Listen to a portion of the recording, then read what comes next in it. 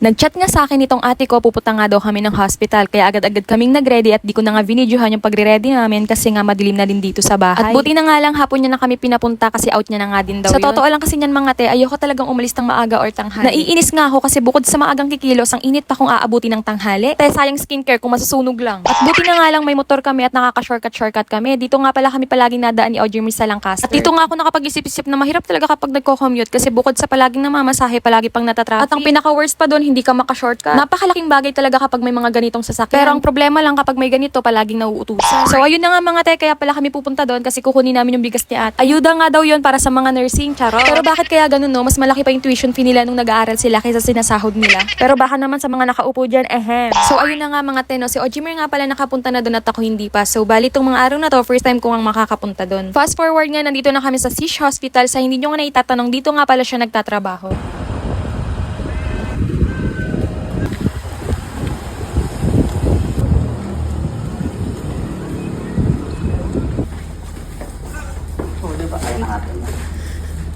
Kaya mo pala eh.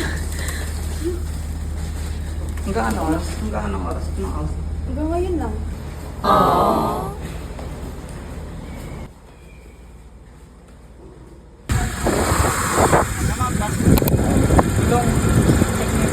Okay. Sarap. Okay.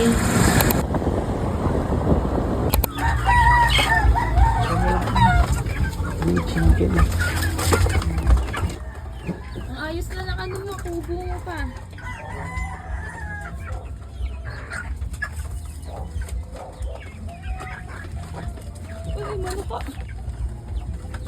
Sa mga oras nga na to, di ko nga alam kung anong iniisip ng Ekelal na to. Mukhang ang nagsisisi na siya sa akin. Charot, good boy yan. Napansin ko nga rin tong kortina namin parang 3 years nang hindi napapalitan. Paano ba naman kasi mga te, halos lahat ng tao dito sa bahay namin ay may trabaho, wala talagang nag-aasikaso. So paano ba yan mga te, hanggang dito na lang. Bye-bye!